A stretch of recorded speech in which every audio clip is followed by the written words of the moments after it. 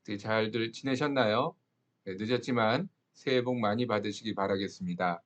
네, 하나님의 복이 늘 여러분들과 가정과 자녀들 위해 차고 넘쳐서 나누고 베풀며 또한 많은 사람들에게 주님의 살아계심을 증거하고 전하는 저와 여러분들 되시기를 간절히 바라겠습니다. 네, 오늘은 사무엘하 10장의 이야기입니다. 네, 사무엘하 10장은 암몬의 한온이라고 하는 왕의 다윗을 오해함으로 인해서 시작된 전쟁이 암몬 아람 민족까지 이어지는 전쟁을 이야기하고 있습니다. 그래서 이따가 자세히 내용을 보도록 하겠는데요. 작은 오해가 큰 전쟁으로 이어지는 어떤 단편적인 이야기, 또 그 가운데서 우리가 삶의 지혜를 어떻게 얻어야 되는지, 또 어떻게 우리가 살아가야 하는지를 함께 나눠보도록 하겠습니다. 10장 기도하고 시작하도록 하겠습니다. 하나님 아버지 감사드립니다. 오늘도 우리와 함께하여 주시고 이 새해 2022년을 맞이할 수 있도록 우리에게 건강과 은혜를 더해 주신 것 감사드립니다. 우리의 몸과 마음과 영혼 가운데 하나님께서 이 새해를 허락하신 것처럼 새 마음과 새 영과 새 은혜를 허락하여 주옵시고 올 한 해도 정말로 하나님과 동행하여 하나님의 살아계심을 나타내고 증거하며 아버지 많은 사람들에게 주님의 본이 되는 우리 모두가 될 수 있도록 역사하여 주옵소서. 그러기 위하여 우리가 하나님을 알기 원합니다. 힘써 알기 원합니다. 아버지 사무엘하를 통하여 우리에게 말씀하시고자 하는 하나님의 본뜻과 참뜻을 깨달아 알게 하여 주시고 성령님이 동행하여 주시사 좌로나 우로나 치우치지 아니하는 아버지 하나님 앞에 온전히 올바로 서는 영성을 허락하여 주옵소서. 감사드리오며 예수님의 이름으로 기도드렸사옵나이다. 아멘. 할렐루야. 저 옆에 사진처럼 새해가 밝아왔습니다.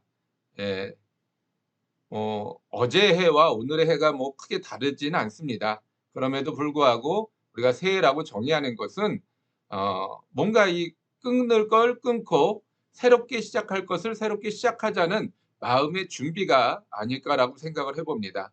그래서 분명 12월 31일에 뜨는 해와 1월 1일에 뜨는 해가 다르지 않지만 우리가 새해라고 부르면서 마음을 다짓는 것처럼 여러분들이 지난날에 21년도에 있었던 어려웠던 일, 힘들었던 일, 또는 또 우리가 실수하고 잘못했던 일, 죄지었던 일, 하나님 앞에 불순종했던 모든 일들을 끊어버리시고 이제는 새 마음과 새 영으로 정말로 하나님 앞에 순종하며 하나님 앞에 오로지 믿음으로 따라가는 새해가 되시기를 간절히 바라겠습니다.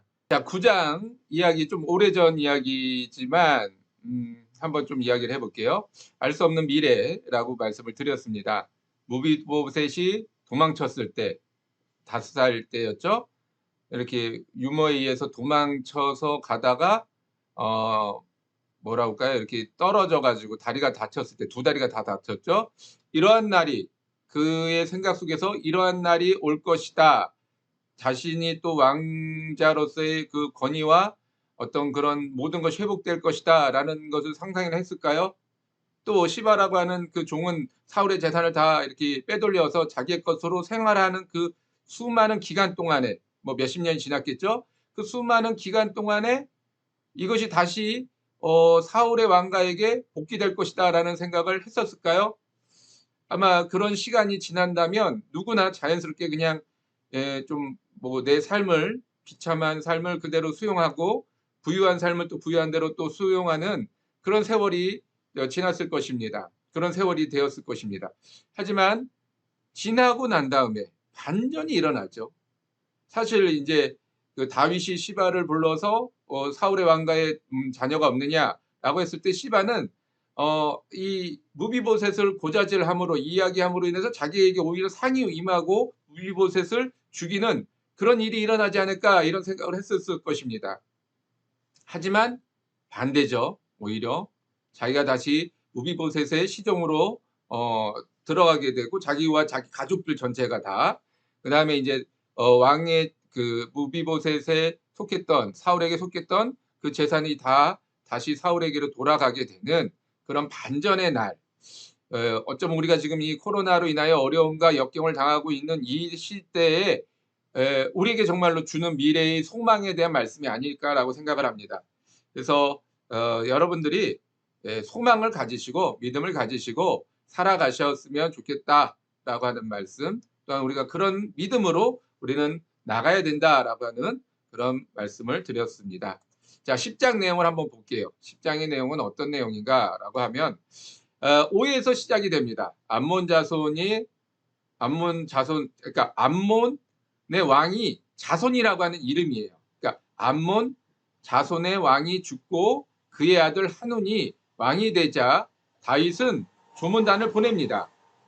그리고 하지만 한운은 정탐꾼으로 오해해서 조문단에게 수치를 주고 돌려보내죠. 굉장히 어떤 수치스러운 어떤 당시의 시대적인 상황으로 본다면 차라리 죽이는 게 나아요. 그럴 정도로 굉장히 수치감을 주고 돌려보냅니다. 이에 암몬과 이스라엘은 전쟁을 하게 됩니다. 하지만 이스라엘은 전쟁에서 이기고 암몬과 아랍은 이스라엘에게 종궁을 바치게 됩니다. 라고 하는 내용이 이제 10장의 내용입니다. 자, 우리 한번 그러면 이제 10장 전체적인 어떤 내용에서 가장 중요한 핵심이 발단이 된 게 뭐냐면 오해라는 거예요. 오해. 그러면 암몬의 한운 왕은 왜 다윗의 조문단을 오해했을까요? 하는 질문을 한번 던져봤습니다. 우리들의 삶 속에서도 참 오해되는 일들이 많잖아요. 서로 얼굴을 마주보고 대화를 하는데도 전혀 다른 뜻으로 오해하는 경우도 있고요. 또 뭐 문자나 얼굴 보지 않고 이야기를 하는 전화상으로 이야기를 할 때의 오해는 말할 것도 없죠. 또 뭐 소문에 소문을 거쳐서 생기는 오해들 얼마나 많습니까? 그런 오해 때문에 발생되는 여러 가지 문제와 어려움들, 이것이 우리들의 일생에 어떤 평생을 가면서 생기는 문제가 아닐 수 없습니다. 그래서 그런 어떤 오해들을 대해서 우리가 좀 생각을 해봤으면 좋겠는데요. 일단 한운 왕은 관리들의 말을 듣고 오해를 했습니다. 근데 이 관리들이 어떤 관리냐면은 그 아버지 자손의 왕 때 있었던 관리들이라는 거예요. 아버지 자손의 왕 때 있었던 관리들로 인하여 그 말을 듣고 한우는 이제 갓 왕이 된 젊은 왕은 오해를 했다라고 하는 것입니다. 자, 그러면 관리들은 왜 다윗의 조문단을 오해했을까요? 뭐 다윗을 오해한 거겠죠. 관리들은 다윗을 왜 오해했을까요? 그들은 다윗을 시기했다라고 하는 것입니다. 왜냐하면 다윗이, 그러니까 그 아버지였던 자손 왕 때 다윗을 도와주었던 일이 있었습니다. 어떤 일인지는 성경에 나와 있지 않아요. 그러니까 자세히는 모릅니다만은 어떤 다윗이 도망자였을 때 자손 왕이 다윗을 도와주었던 일이 있었고, 그 일이 너무 고마워서 다윗은 자손 왕이 죽고 난 다음에 조문단을 보낸 것입니다. 그런데 그 도망자 신분이었을 때 그런 어떤 다윗의 모습, 이런 다윗의 모습을 보고 그리고 그 사이에 있었던 여러 전쟁들을 통해서 봤을 때 다윗이 지금 마치 폭군처럼 돌변해 있는 것처럼 오해한 거죠. 그래서 자신의 나라, 암몬이라고 하는 나라도 침략하기 위해서 염탐꾼을 보낸 것이 아니겠느냐, 이런 어떤 생각을 하게 됩니다. 거기에는 당연히 시기하는 마음이 있었죠. 옛날에 쟤는 뭐 우리 밑에서 뭐 한참 저 밑에서 놀던 애인데 우리 도움 없이는 뭐 생명도 부지하지 못했던 그런 애인데, 그런 애가 이제 왕이 되었다고 조문단을, 대등한 위치로 지금 조문단을 보내? 그러니까 시기하는 마음이 들어와서 그들을 마치 다윗을 조롱하듯이, 다윗에게 모욕을 주듯이 이런 어떤 행동을 벌이게 된 것입니다. 그래서 결국엔 이런 일들이 발생되게 되는 거죠. 자, 그럼 내용을 한번 들어가서 자세히 한번 볼게요. 3절부터 한번 보겠습니다. 1절, 2절 내용은 제가 말씀으로 설명을 드렸으니까 3절부터 한번 볼게요. 암몬 자손의, 그러니까 암몬 자손 왕이에요. 암몬 자손, 그러니까 이런 뭐라고 할까요? 아들, 딸 뭐 이런 자자손손을 말하는 것이 아니라 암몬이라고 하는 나라의 자손이라고 하는 왕, 그 왕의 관리들, 이걸 이야기합니다. 암몬 자손의 관리들이 그들의 주 한운에게 말하되, 왕은 다윗이 조객을 당신에게 보낸 것이 왕의 아버지를 공경함인 줄로 여기시나이까? 다윗이 그의 신하들을 당신에게 보내 이 성을 엿보고 탐지하여 함락시키고자 함이 아니니까 하니라고 이야기합니다. 이제 오해의 발단이 이제 여기서 되는 거예요. 1절에서는 자손 왕이 죽고 2절에서는 이제 다윗이 그에게 받은 도움을 생각해서 그에게 조문단을 꾸려서 보냈다라고 이야기를 하고 이제 3절에서는 이 오해의 시작이 되는 거죠. 자, 이성이라고 할 때 이제 암몬의 수도인 랍바성을 이야기합니다. 그 랍바성은 좀처럼 함락되지 않은 견고한 요새였어요. 그래서 바깥에서 공격으로는 이 성을 함락할 수 없었기 때문에 암몬 사람들은 외국 사절들이 이 성의 내부를 보여주는 것을 꺼려했을 것이 틀림없었습니다. 그러니까 이런 배경 때문에 지금 이 관리들이 오해를 하고 있다라고 하는 겁니다. 그러니까 랍바라고 하는 성은 외부에서 공격해서 함락하기가 너무 어려운 성이에요. 천의 요새였습니다. 그러다 보니까 안에 어떤 문제가 있을까? 안에서는 어떤 뭐랄까요? 약한 곳 이런 곳이 있을까라고 해서 아내를 정탐을 하려고 했던 것이 아니겠느냐라고 이 관리들이 오해를 했던 것입니다. 그랬더니 그래서 이제 그 다윗의 그 조문단을 염탐꾼이다라고 판단을 하게 된 것이죠. 자, 다윗이 자손 왕으로부터 어떻게 도움을 받았는지는 알 수 없습니다. 하지만 다윗이 도망자의 신분일 때 도움을 받은 것은 추측할 수 있습니다. 그래서 다윗은 조문을 하려 했던 것입니다. 이제 이것까지는 1절과 2절의 내용인 거죠. 하지만 다윗이 승승장구하면서 이 가는 곳마다 승리를 하게 되죠. 주변 나라들을 차례로 정복하자 암몬 관리들은 두려워했습니다. 그래서 다윗을 시기했습니다. 하지만 이러한 마음이 오히려 큰 화를 불러 일으켰던 것입니다. 이는 암몬뿐만 아니라 아랍 나라까지 멸망받는 계기가 되었습니다. 왜냐하면 이제 암몬이라고 하는 나라에만 전쟁을 감당할 수 없으니까 아랍 나라까지 이렇게 더해서 이렇게 이제 용병이라고 하잖아요. 용병을 불러들여서 33,000명이나 불러들입니다. 얼마나 많은 이 용병을 불렀는지 몰라요. 자, 그렇게 전쟁을 했는데 결국엔 지죠. 그것도 다윗의 군대는 그러니까는 전체 군대가 아니라 소수 군대, 정예 군대만 가서 싸워서 이겨버립니다. 그러니까 이 아람 군대가 자존심이 상한 거예요. 그래가지고 아람 군대가 또 다시 독단적으로 전체 군대를 일으켜서 이스라엘을 쳐들어옵니다. 그래서 이스라엘도 전체 군대를 동원해서 전쟁을 하죠. 결국엔 또 패해요. 그래서 두 나라가 다 다윗의 나라에게 조공을 바치는 이런 상황에까지 이르게 되었다라고 하는 것입니다. 자, 그러면 한번 질문 던져볼게요. 다윗의 선한 행동을 관리와 한온 왕은 왜 오해했을까요? 이제 아까 질문이랑 같은 질문인데 조금 의미를 한번 조금 바꿔볼게요. 자, 우리 모습 속에서도 같은 경우가 있습니까? 암몬 관리들과 한온 왕은 도망자였던 다윗의 지난 날만 기억하고 있었습니다.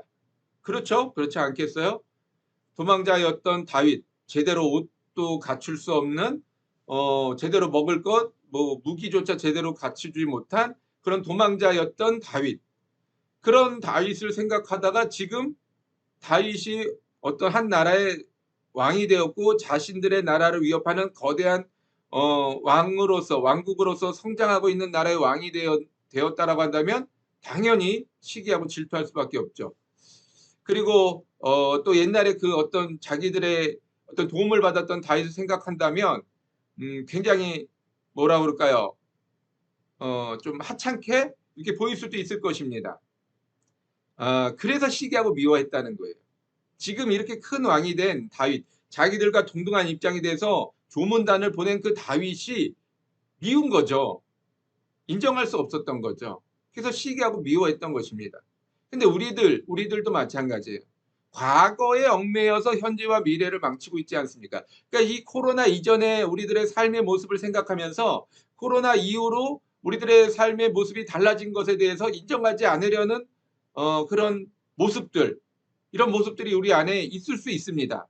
왜냐하면 당연히 내가 옛날에는 안 이랬는데, 옛날에는 이런 모습이 아니었는데 이렇게 초라한 모습, 이렇게 뭐랄까요, 이렇게 왜소한 모습, 이런 사람이 아니었는데 내가 요즘에는 뭐 이렇게 몸도 힘들고 마음도 힘들고 뭐 교회도 안 나가니까 뭔가 관계성도 끊어지는 것 같고 이런 어떤 생각들 속에서 우리들의 마음이 자꾸 과거에만 얽매여 있을 수 있다라는 거예요. 과거의 어떤 부귀와 영화 같은 것에만 얽매여 있다 보니까 현실 부정이 되는 거죠. 그래서 자꾸 뭔가 시기하고 질투하고 미워하고 다툼하고 이런 모습들이 있을 수 있다라는 것입니다. 그런데 이거를 우리가 내려놔야 돼요. 내려놔야 됩니다. 그렇지 않으면 오히려 점점 이렇게 사이가 멀어져서 과거의 나와 현재의 나가 멀어져서 나중에는 이것이 매치가 될 수 없을 정도로 혼란을 겪게 됩니다. 지금 한운왕이 그 상황에 이르게 된 거잖아요. 그러니까는 준비도 없으면서 뭐 다음에 보겠습니다만 준비도 없고 능력도 안 되면서 괜히 객기 부리다가 결국 나라를 망쳐버린 그런 장본인이 되어 있지 않습니까? 그러니까 우리도 그럴 수 있다는 거예요. 지금 2년이라고 하는 이 코로나 시대 2021년, 2020년, 21년 이렇게 2년이라고 하는 세월이 지나갔잖아요. 이렇게 오래 갈 거라는 생각도 못했고 이런 어떤 상황일 거라는 생각도 못했는데 벌써 22년이 밝아왔는데도 지금 우리들의 몸과 마음과 영혼과 삶 속은 아직도 코로나의 지배 아래 있습니다. 그러면 어떡할 것인가? 이제 현실적인 문제를 생각하고 현실적인 어떤 방법을 찾아야죠. 언제까지 이제 끝나기만 한다고 해서 될 문제가 아니지 않습니까? 신앙도 마찬가지예요. 여러분들 과거에 내가 뭐 새벽 예배, 수요 예배, 금요 철야 뭐 그 사이사이에 있는 여러 가지 지역 예배부터 교구 협의회까지 한 번도 빠진 적이 없다라고 하셨던 분들이 지금은 한 번도 안 나오시는 분들로 바뀌었잖아요. 1년, 2년이 지났습니다. 그러면 이제 내 신앙은 초신자와 같은 거예요. 교회 가는 게 싫고 교회 가는 게 부담스럽고 사람 많은 곳에 가는 게 영 불편한 거예요. 근데 사실은 뭐 실상은 뭐 마트도 가고 영화관도 가고 놀러도 가고 어디 카페도 가고 다 가지 않습니까? 그 교회만 사실은 우리가 좀 거부하고 있는 이 상황 이게 저희 초신자와 같은 수준 아닙니까? 이런 어떤 상황 속에서 내가 다시 어떻게 회복할 것인가, 어떻게 내가 다시 믿음을 성장할 것인가에 대한 진지한 고민이 지금 있어야 할 때입니다. 과거에만 내가 안 이랬는데 내가 이런 사람이 아니었는데 라는 어떤 생각에만 머물러 있다가는 답을 찾을 수가 없어요. 예, 그렇게 해서는 우리가 지금 이 상황을 회복할 수 있는 기회조차 놓쳐버리게 됩니다. 이제는 내가 초신자처럼 어 기도해야 하나님 앞에 그냥 땡깡 기도를 해야 할 때예요. 하나님 나에게 믿음을 주셔서 이 코로나에 상관없이 교회 나갈 수 있는 담대함을 주시든지 아니면 정말 내가 어디에 있든지 예배를 드릴 수 있는 그런 어떤 단단한 믿음을 허락하여 달라고 지금은 그런 어떤 막무가내식 기도를 해야 할 때입니다. 그러지 않으면 내 믿음이 완전히 이제 다운이 돼서 믿는 자나 안 믿는 자나 똑같은 삶을 살 수밖에 없다는 거예요. 그러면 어떻게 우리가 저 천국 앞에 설 수 있겠습니까? 예, 조금 뭐 지나친 넘어간 이야기가 된 건가요? 어쨌든 여러분 우리가 인제는 정말 우리의 삶을 어 이 코로나 시대에 어떻게 내가 살아갈 것인가 삶의 모습, 신앙의 모습 진지하게 고민해 볼 때인 것 같습니다. 자, 4절로 한번 넘어가 보겠습니다. 이에 한온이 다윗의 신하들을 잡아 그들의 수염 절반을 깎고 그들의 의복 중동 볼기까지 자르고 돌려보내매라고 이야기하고 있습니다. 자, 요 이제 배경을 좀 한번 설명을 할게요. 요즘에 뭐 수염을 다 깔끔하게 깎고 다니기 때문에 수염을 절반 깎았다는 게 무슨 의미가 되는가, 뭐 그게 그 수치가 되는가라고 생각해 볼 수 있습니다. 특히 뭐 여성분들은 뭐 요즘에 특히 젊은 사람들은 뭐 거의 뭐 입은 건지 벗은 건지 이런 옷으로 다니니까 사실 뭐 이 정도 복장이 뭐 그렇게 남사스럽긴 하겠지만 뭐 그런 어떤 수치감 이런 거는 아니지 않을까 이런 어떤 생각을 가질 수 있는데 그건 뭐 조준 시대 이야기고요. 중동 옛날 고대 근동의 지방에서는 완전히 다른 의미입니다. 한번 읽어볼게요. 고대 근동지방에서 남자의 수염은 명예와 권위를 상징합니다. 또한 수염을 기르는 것은 자유인의 권리를 상징하는 것이었습니다. 아람인들로부터 다윗의 신하들의 긴 옷, 엉덩이 윗부분까지 잘랐음을 알 수 있습니다. 그러니까 암몬 사람들이죠. 암몬 사람들로부터 다윗 신하들의 긴 옷, 그러니까 우리 옛날 뭐 성화 같은 거 보면 예수님도 그렇고 뭐 제자들도 그렇고 이렇게 통으로 뭐 잠옷이라고 할까요?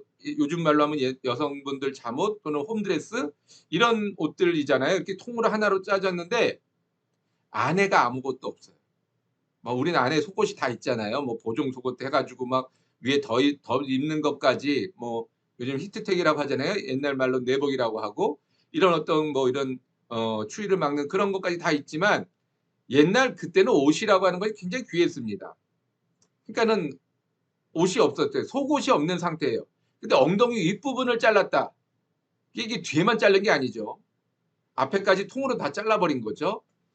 그러면 뒤에 부분을 설명한 것이지만 앞에 부분을 설명하면 어떻게 되겠어요? 성기가 드러나는 거예요. 그런 상태에서 뭐 감출 만한 뭘 줍겠습니까? 그냥 그 상태 그대로 이 궁궐은 도심 한복판에 있잖아요. 대부분이. 우리나라도 경복궁은 저 도심 한복판에 있듯이 한복판에서 그 성곽까지 쫓겨났다라고 할 때 그 수많은 사람들 외국 사신이 왔다고 했으니까 얼마나 다 구경하러 나왔겠어요. 옛날엔 볼 게 없으니까는 이런 게 다 구경거리였거든요.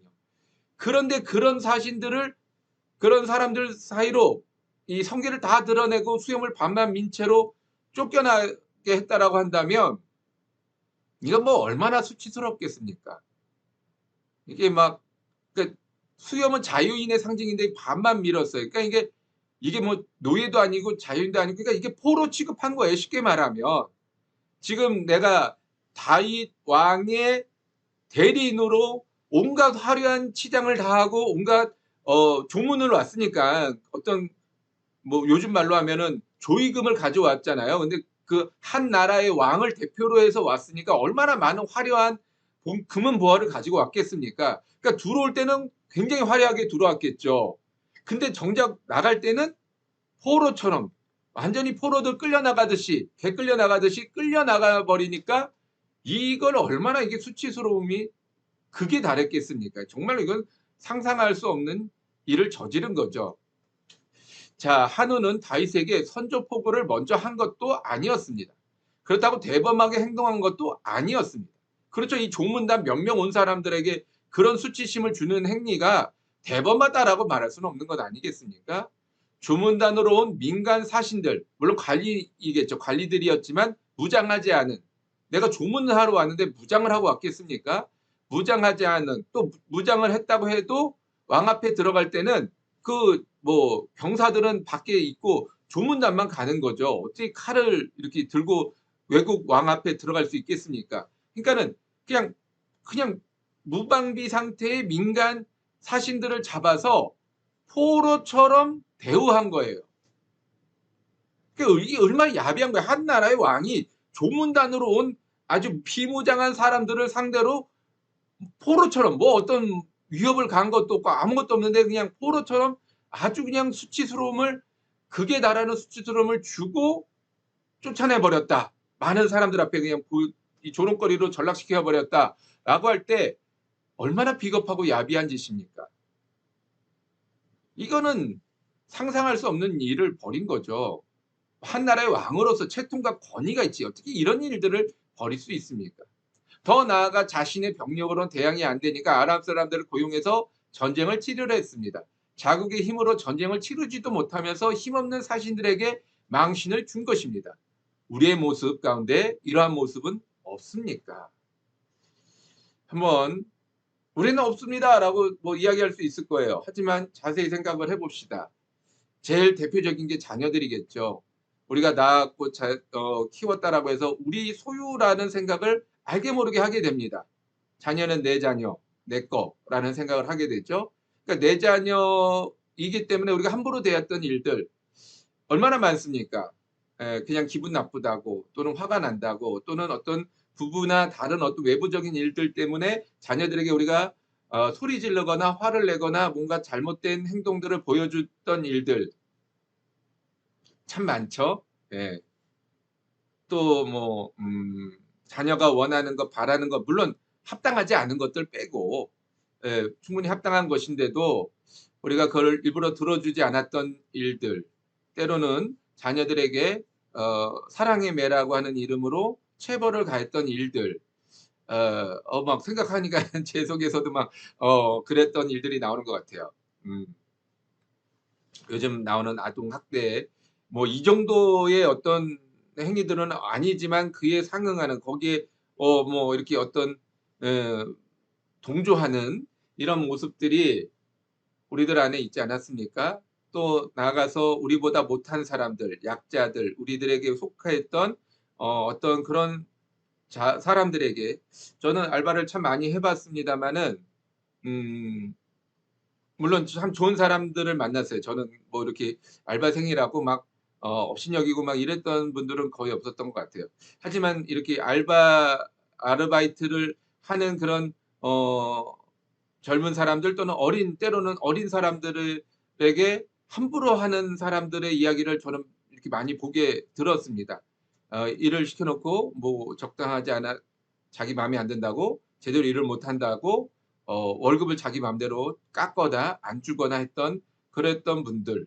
물론 그분들 나름대로의 이유가 있었겠지만 어쨌든 그거는 아닌 것 같아요.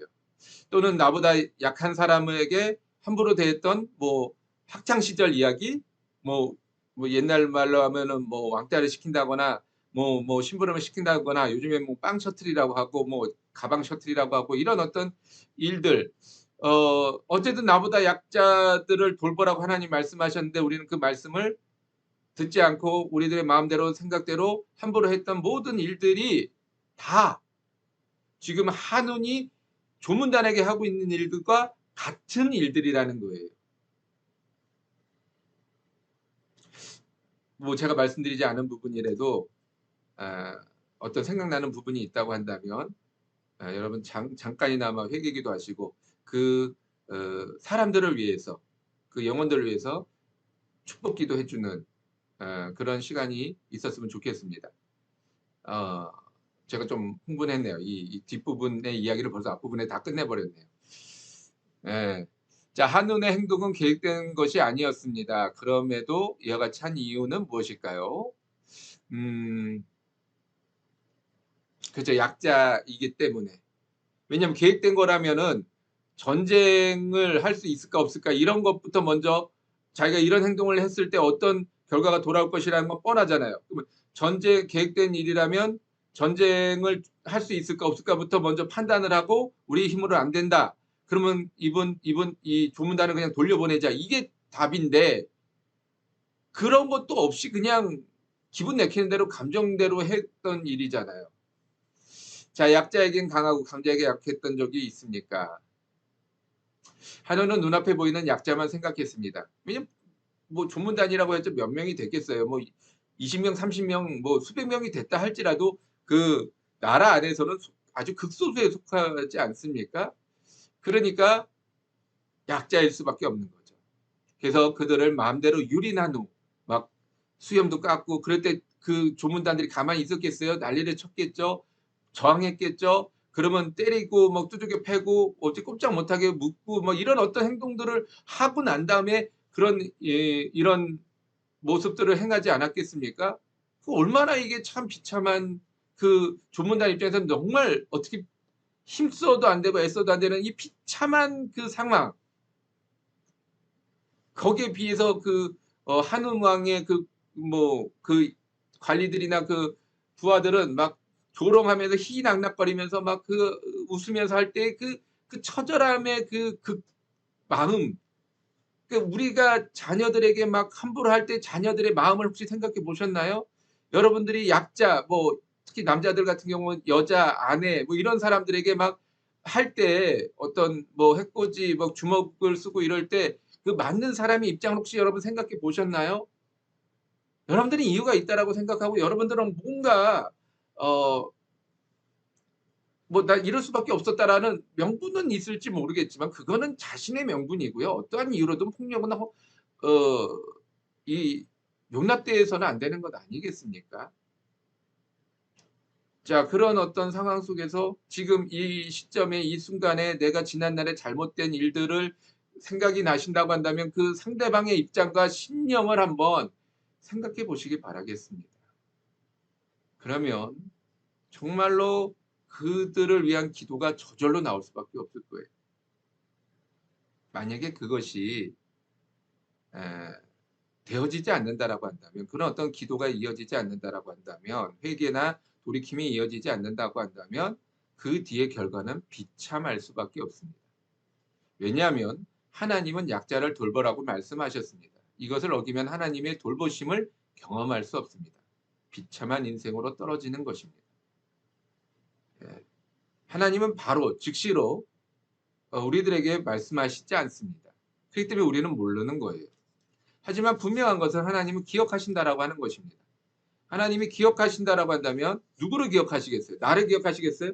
네가 이런 행동을 한 그 상황, 너의 심령, 이거를 기억하시겠습니까? 아니면 약자의 그 처절한 몸부림, 정말 이 마음속에 흐르는 눈물을 기억하시겠습니까?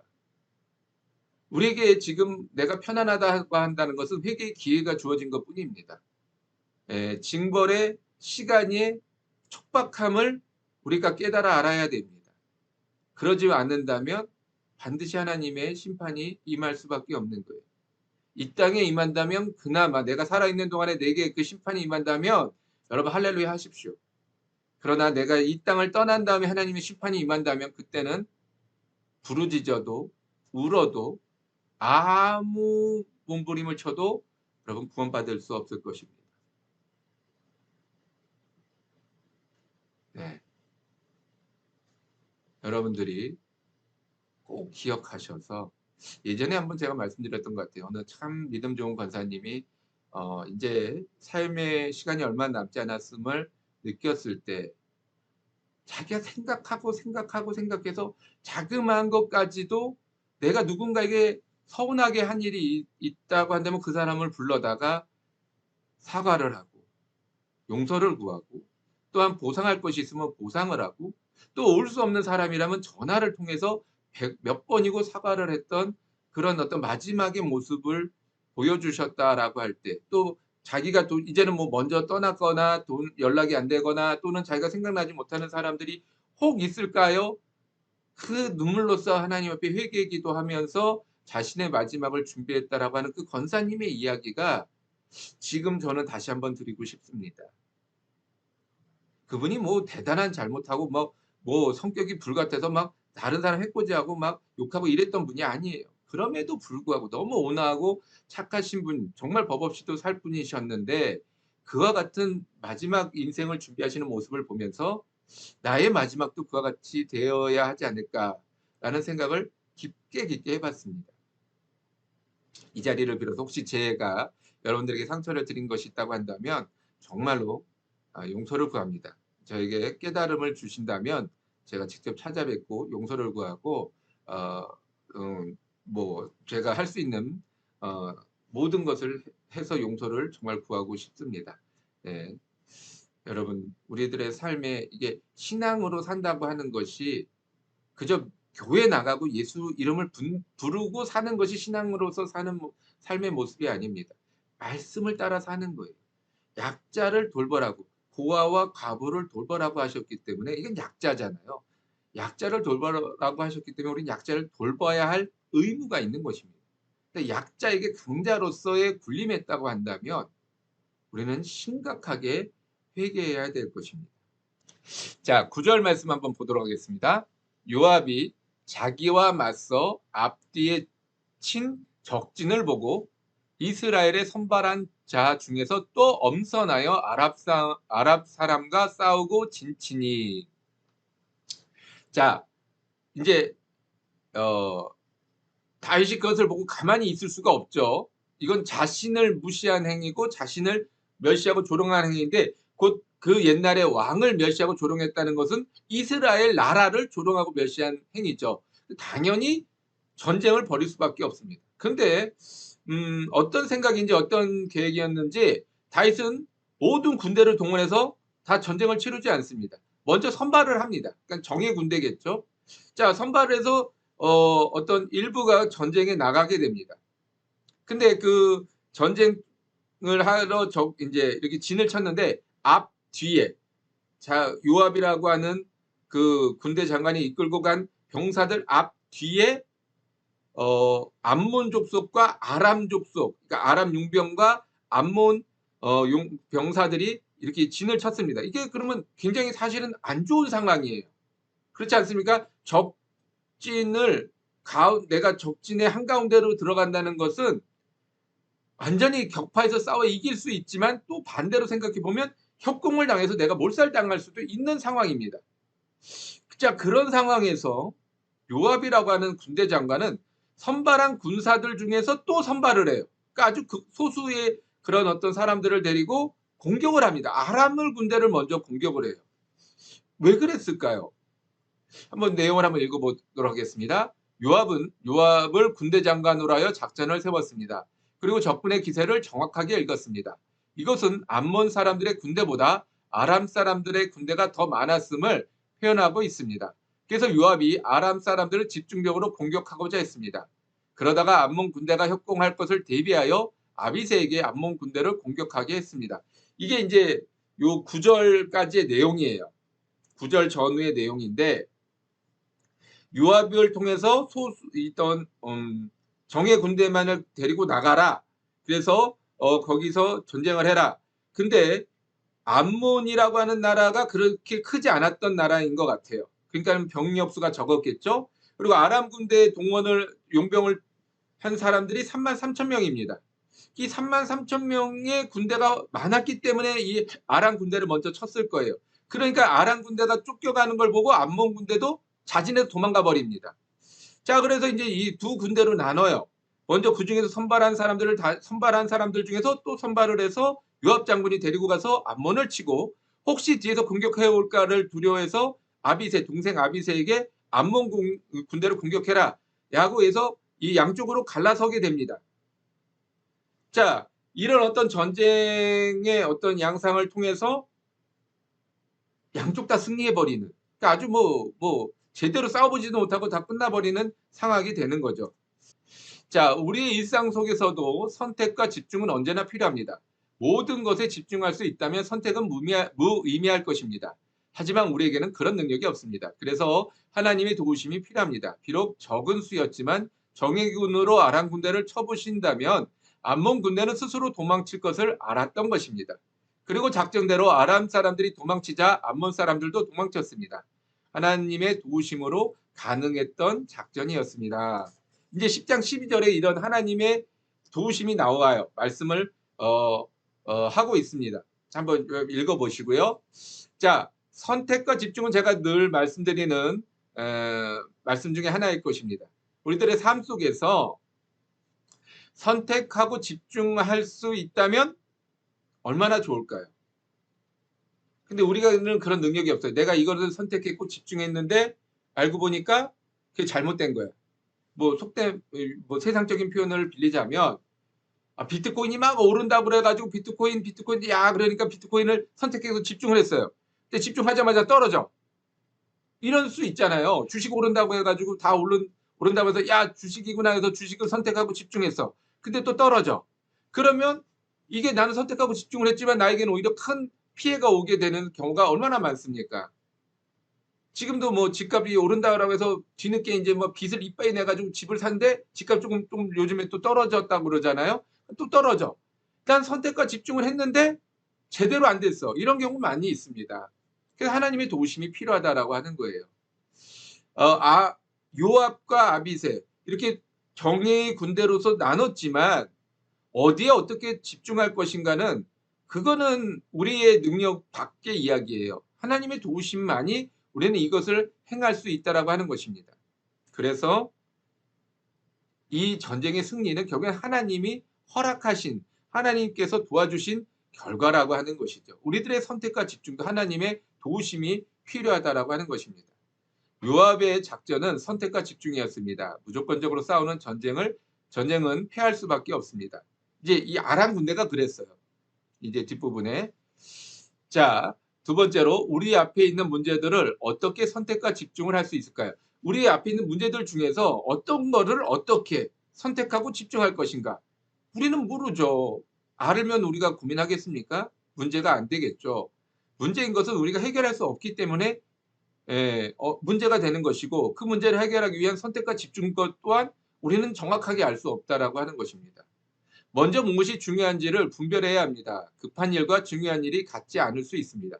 같으면 좋겠지만 같지 않다는 거죠.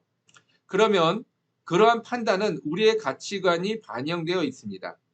집중도 어떤 방식에 따라 달라질 수 있습니다. 막무가내식 집중은 오히려 실패를 부를 수밖에 없습니다. 예전에 그랬던 일이 있어요. 공항에 비행기 시간이 급해서 택시를 탔던 어떤 한 회사원이 급하게 공항에 가야 되는 상황인데, 그만 운전기사분이 심장마비였나요? 그런 기사가 있지 않았습니까? 하여튼 갑자기 쓰러지셨어요. 그러니까 이분은 선택을 해야 되는 거죠, 지금. 이 사람을 살릴 것이냐, 아니면 내가 비행기 시간에 맞춰서 이렇게 가야 될 것이냐, 이런 어떤 기로에 선 거죠. 우리도 마찬가지 아니겠습니까? 어떤 그런 선택과 집중의 상황 속에서, 선택과 집중의 그런 상황 속에서 무엇을 선택할 것인가? 어떤 것에 더 집중할 것인가? 우리가 이게 우리 가치관이 남아 있는 거예요. 뭐 그분이 어떤 선택을 했다, 그런 게 중요한 게 아니라 우리 안에도 그런 문제들에 대한 어 해결점에 우리들의 가치관이 나와 있다, 담겨져 있다라고 하는 것입니다. 그러면 그 가치관이 꼭 뭐냐면 믿음이라는 거예요, 여러분. 생각해 보세요. 가치관이, 내가 물질적인 가치관을 중심으로 삼고 있다? 그럼 내 믿음은 돈에 있습니다. 하나님의 말씀에 있다, 하나님 명령하신 것에 있다, 그럼 내 믿음은 하나님 앞에 향하고 있는 것입니다. 이게 다르다는 거예요. 다르다는 거예요. 이게 간단한 이야기인 것 같지만 굉장히 조금 생각해 볼 이야기입니다. 우리의 가치관이 어디에 달려져 있는가? 나의 판단 기준은 어디를 쫓아가고 있는가? 그래서 우리가 성공과 실패가 극명하게 달라지는 것이 거기에 있는 것입니다.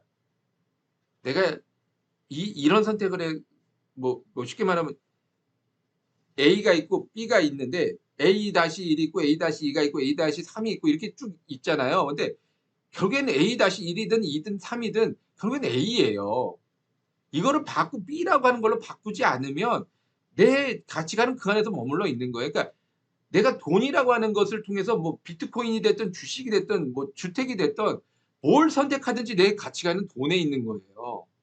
그러니까 우리는 내가 뭘 해서 실패했다 그러면 '아우 저거를 할 걸.' 이렇게 생각을 하는데, 그거는 내 기준은 돈에 있다라는 그 기준은 변하지 않았다라고 하는 것입니다.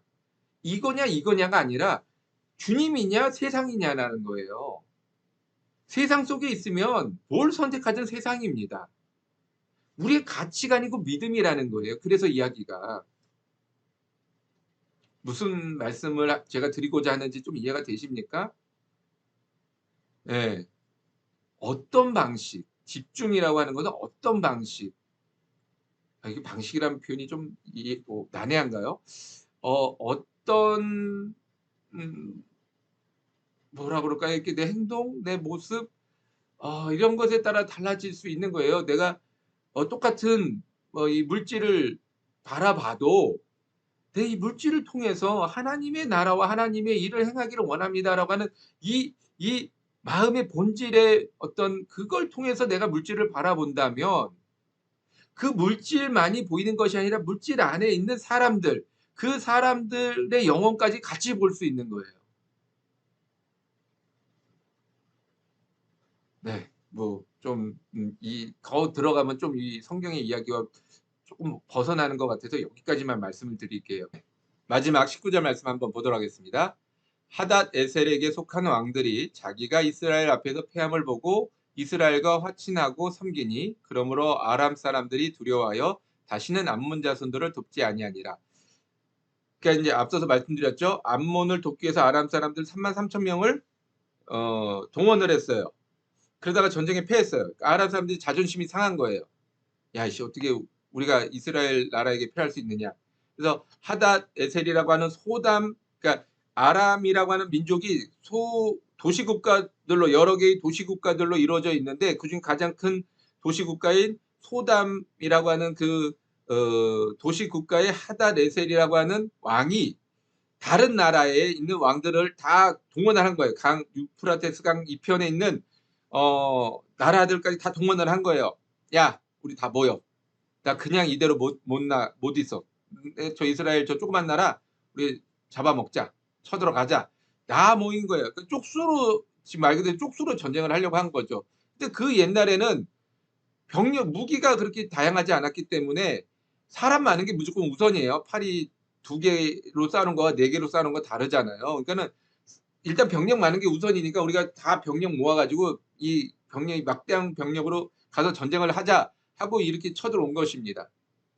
자, 내용을 한번 볼게요. 하다레셀은 암몬 사람들을 돕고자 했다가 패했던 것에 대한 서력으로 아람 사람들로 다시 재정비하여 전쟁을 치르려 합니다. 하지만 결국은 다윗에게 크게 패하고 조공마저 바치는 것으로 끝을 맺었습니다. 함께하는 사람들이 중요합니다. 자, 앞서서 말씀드렸죠. 아람 사람들이 더 많았고 전쟁을 잘했기 때문에 요압이 정예의 정예군을 들어서 아람을 먼저 치니까 암몬 사람들은 싸워보지도 않고 도망가 버리게 되는 상황이 발생된 거죠. 그만큼 아람 사람들이 전쟁에 능했던 것 같아요. 자, 그러니까 이 많은 병력을 데리고 와서 전쟁을 이스라엘을 치려 하니까 이스라엘도 모든 병력을 다 동원을 했습니다. 그리고 전쟁을 치는데 결국에는 패하게 되는 거예요. 아람 사람들이 패하는 거죠. 자, 아람 군대가 질 거를 알았을까요? 몰랐겠죠. 아니, 이길 거라고 생각했겠죠. 그러니까 전쟁을 걸었겠죠. 그런데 왜 패했나요? 하나님께서 패하게 하신 겁니다. 그래서 하나님의 명령대로 유프라테스 강 이편까지 이스라엘의 영역이 돼버리는, 조공을 바쳤다는 얘기는 망했다는 얘기거든요.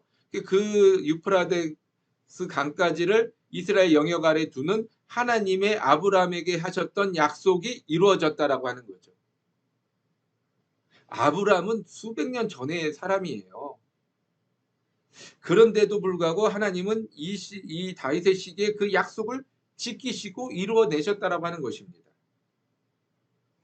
여러분, 우리가 왜 믿음을 가져야 하는지, 왜 우리가 소망을 가져야 하는지에 대한 이유가 여기에도 나와 있습니다.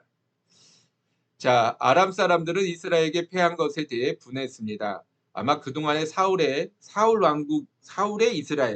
왕의 이스라엘을 생각했다가 패한 것에 대해서 큰 충격을 받고 복수의 칼을 준비했던 것 같습니다. 아마 그런 것 같죠. 하지만 대규모 전쟁에서도 아람 군대는 이스라엘에게 크게 패하고 말았습니다. 왜냐하면 이 병거를 700대나 빼앗고 이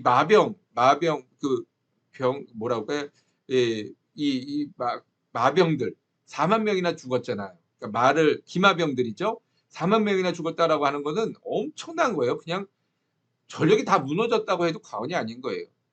가장 큰 원인은 하나님을 의지하느냐의 차이입니다. 전쟁은 하나님께 속한 것입니다. 두 번째 원인은 감정적으로 판단했기 때문입니다. 감정적인 판단은 실패할 수밖에 없습니다. 그러니까 전쟁이라고 하는 것은 절대로 그냥 우리가 10명이니까 쟤네들 8명이야. 가서 쳐들어가. 이긴다. 이렇게 되는 숫자가 아니에요. 산수 게임이 아닙니다. 10명이 됐던 5명이 됐던 10명이 됐던 3명이 됐던, 여러분 기동가 300용사 그런 케이스 아닙니까? 300명이서 수십만 명을 어떻게 대적합니까? 말이 안 되는 거죠. 근데 결국엔 이기잖아요. 왜요? 하나님에 의해서, 하나님의 능력에 의해서, 하나님의, 앞서서 제가 첫 번째 드렸던 하나님의 도우심을 경험해 볼 수 없다라고 할 때 바로 이런 거예요. 하나님의 도우심이 그저 그냥 마음 편안해지고 병들었다 낫고 이런 측면이 아니라 하나님의 전쟁과 같은 이 세상 속에서 하나님의 도우심으로 말미암아 다윗이 골리앗을 이기는 거예요. 새우가 고래를 잡아먹는 겁니다. 여러분, 그게 가능한 게 하나님 안에서는 가능하다는 거예요. 근데 그런 경험을 하지 못한다라고 하는 것은 결국에는 나보다 더 큰 누군가에 의해서 나는 멸망받을 수밖에 없다라고 하는 거죠. 오늘 제가 자꾸 이렇게 격해지네요. 네. 자, 함께하는 사람에 따라 영향을 받을 수밖에 없습니다. 옆에 있는 사람은 어떤 사람입니까? 한번 생각해 보시죠. 나랑 가장 가까운 사람, 가족들 말고요. 가장 가까운 친구들은 어떤 사람입니까? 그 영향을 내가 받습니다. 친구 따라 강남 간다고 하듯이 그 영향을 내가 받을 수밖에 없어요. 암몬이라고 하는 족속과 친하게 지냈던 아람이 결국에는 그 암몬 때문에 자기들도 멸망하게 되는 이런 상황을 경험하게 되는 것 아닙니까? 옆에 있는 사람, 어떤 사람인지를 좀 생각해 보시고, 뭐 분석이라고 하면 좀 이상할까요? 어쨌든 어떤 사람인가를 한번 좀 판단해 보시고, 아, 이 사람에게서는 이런 장점이 있지만 이런 단점이 있구나. 장점은 내가 취하고 함께하지만 단점에 대해서는 내가 조금 도움을 주든지 아니면 뭐 고치도록 내가 이런 어떤 조언을 하든지 뭐 아니면 경우에 따라서는 그 부분에 서 내가 좀 함께하면서는 안 되겠다라고 하는 부분을 좀 끊어버려야 되겠죠. 여러분, 술 친구라는 말이 있잖아요. 술은 혼자 마시는 것보다 같이 마시는 게 훨씬 더 많이 마십니다. 술 친구는 끊어버려야 할 친구죠. 예. 그런 관계들은 좋은 관계가 아니죠. 자, 감정적인 선택으로 실수나 실패를 한 경험이 있으십니까? 네, 저도 이 대한민국 남자다 보니까 욱하는 게 많아 가지고 크고 작은 어떤 실수나 실패를 많이 합니다. 이 감정 조절이 안 돼 가지고 가정 안에서도 또는 사회 속에서도 흥분해 가지고 막 소리를 지르거나 잘못된 선택을 할 때가 종종 있죠. 18절에 보면은 병거 700대와 마병 4만 명이 죽었다고 전하고 있습니다. 하닷에셀은 병력만으로 전쟁에서 승리하고자 했습니다. 하지만 다윗은 이미 정예부대로 전쟁을 승리한 경험이 있습니다. 이것이 전술의 차이입니다. 4만 명, 700대, 이거는 한 나라의 전체 무기와 핵심 전력의 전부입니다. 그걸 다 죽었다라고 하는 거는 그냥 망했다는 거예요. 나라가 망했다는 거예요. 그러니까 또 이 700대나 4만 명이 죽었으니까 그보다 더 많은 병거와 군인들이 이 전쟁에 동원되지 않았겠습니까? 그러니까는 병력 숫자로 이기려고 했던 거예요. 많은 숫자를 최대한 끌어모아 가지고 다 가서 우리가 저 조그만 나라 잡아먹자 이러고 쳐들어온 거예요. 하지만 이미 정예 부대로서 아람 군대를 쳐부신 다윗으로서는 어떤 전략과 어떤 전술로서 저들과 싸워야 된다는 것이 이미 나와 있습니다. 그러니까 이 아람 군대가 질 수밖에 없었던 거예요. 여러분, 우리도 마찬가지입니다. 감정적으로 판단하고 감정적으로 생각할 것이 아니라 하나님의 은혜로 말미암아 하나님의 사랑, 하나님의 그 도우심으로 말미암아 우리가 판단하고 행동해야 된다라고 하는 거예요. 자, 10장을 한번 정리해 볼게요. 다윗은 선택과 집중으로 올바른 판단을 내렸습니다. 자칫 흥분된 상태로 감정적인 판단을 내렸다면 두 번째 전투에서는 큰 피해를 볼 수도 있었습니다. 하지만 다윗은 사신들에게 보여준 무례함과 모욕에도 불구하고 침착하게 전쟁을 대비했습니다. 이에 비해 암몬은 감정적인 판단으로 큰 실수를 하고 이웃의 도움으로 전쟁을 치르려다 아람국까지 패망하게 했습니다. 아람의 핫닷 에셀도 복수에만 눈이 멀어 군대 수로만 전쟁을 치르하려다가 패하고 말았습니다. 네, 무슨 말씀인지 아시겠죠? 만약에 다윗이 그 사신들의 어떤 그런 수치심 때문에 자신도 같이 수치심을 느끼고 모욕감을 느꼈다라고 해서 암몬과의 전쟁에서 모든 병력을 투입해서 암몬을 쳐들어가서 쑥대밭을 만들어 버렸다라고 한다면 그때는 큰 전쟁에 이겼겠지만 아람과의 전쟁에서는 패할 수밖에 없는 거죠. 그렇지 않겠습니까?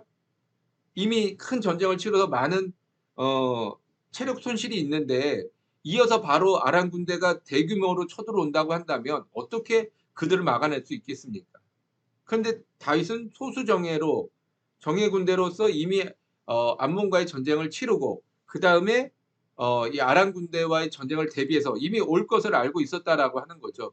대비해서 다시 전체 군대를 동원해서 아람과의 전쟁을 치름으로 인해서 두 가지 전쟁 다 뭐 쉽게 말하면 뭐 꽁도 잡고 토끼도 잡고 이렇게 둘 다 잡는 그런 전술을 구사했다는 거죠. 이거는 감정적인 판단이나 결정이 아니라 철저하게 계획된 행동이었다라고 하는 것입니다. 우리의 삶도 마찬가지죠. 코로나라고 하는 이 시대에 언제까지 감정적으로 뭐 어디만 정부만 욕하고 있을 수는 없잖아요. 언제까지 뭐 남 탓만 할 수는 없잖아요.